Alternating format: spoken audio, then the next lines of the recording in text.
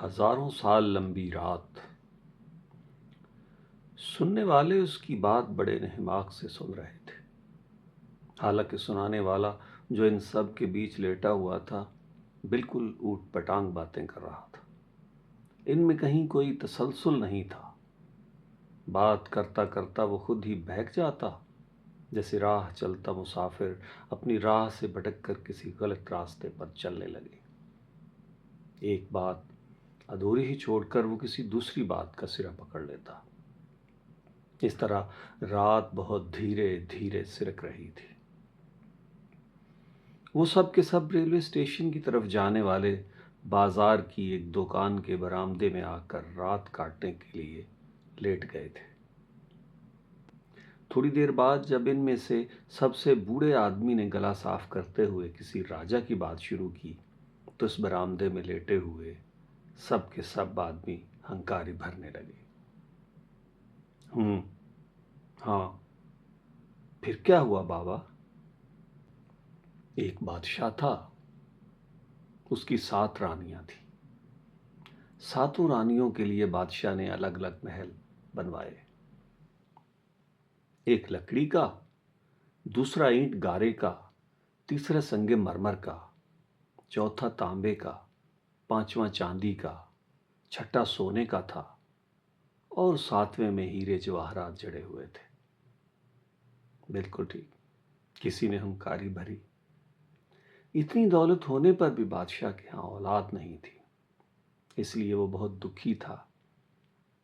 بادشاہ کو آخر کسی نے رائے دی کہ فلاں جنگل میں ایک پیڑ ہے، اس پر 7 پھل لگے ہیں، اگر بادشاہ ان پھلوں کو توڑ کر اپنی رانیوں کو کھلائے تو سب کے ہاں اولاد ہو جائے گی۔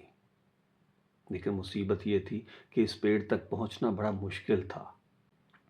راستے میں 7 دریا پڑتے تھے، 7 سمندر پڑتے تھے اور 7 دیووں سے مقابلہ کرنا پڑتا تھا، اور پھر پیڑ کے گرد 7 سانپوں کا زبردست پہرا تھا۔ لیکن بادشاہ بھی اپنی دھن کا پکا تھا، وہ اپنا لاؤ لشکر لے کر چل پڑا۔ بات ابھی یہیں تک پہنچی تھی کہ بوڑھے کو کھانسی کا دورہ پڑا۔ جب اس کی سانس درست ہوئی تو بوڑھا بہک گیا۔ اس نے ایک دوسری بات چلا دی۔ بڑی پرانی بات ہے، ایک کاریگر نے ایک ایسا ڈنڈا بنایا جس کے اندر ایک آدمی بیٹھ سکتا تھا۔ اس طرح وہ ڈنڈا آدمیوں کی طرح ہی بولتا تھا، چلتا پھرتا تھا، کھاتا پیتا تھا۔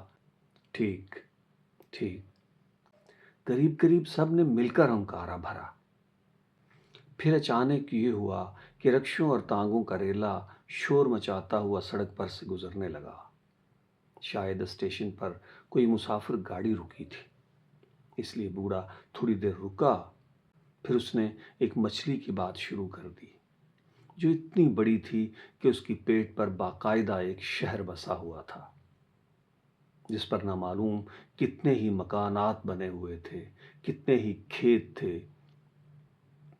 سمندر میں جس طرف یہ مچھلی جاتی اس طرف یہ بسا بسایا شہر چلا جاتا۔ بالکل ٹھیک، سب نے ہنکاری بھری۔ اس طرح رات آہستہ آہستہ سرک رہی تھی، بوڑھا باتیں کیے جا رہا تھا اور وہ سب کے سب بڑے غور سے سن رہے تھے۔ پھر کسی بات کو ادھوری ہی چھوڑ کر بوڑھے نے ایک نئی بات شروع کر دی۔ ہزاروں سال پہلے کی بات ہے، ایک بادشاہ نے آدھی دنیا فتح کر لی۔ پھر اس خوشی میں بادشاہ نے ایک بہت بڑی دعوت دی۔ پھر کیا ہوا؟ اتنا کھانا بنایا گیا کہ بادشاہ کے شہر کے سارے مکانوں میں کھانا بنا کر رکھا گیا۔ پھر سبھی آدمی ایک ساتھ ہنکاری بھر رہے تھے۔ بوڑھے نے کہنا شروع کیا، سب سے پہلے بادشاہ اور اس کے چند رشتہ داروں نے کھانا کھایا۔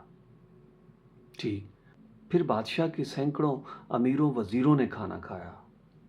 ٹھیک، پھر بادشاہ کے ہزاروں فوجیوں اور چنے ہوئے شہریوں نے کھانا کھایا۔ اچھا، اتنے لوگوں کے کھانا کھاتے کھاتے رات ہو گئی۔ ٹھیک، اور پھر سب کے بعد رات کے وقت لاکھوں غریب غربا اور فقیروں نے پیٹ بھر کر کھانا کھایا۔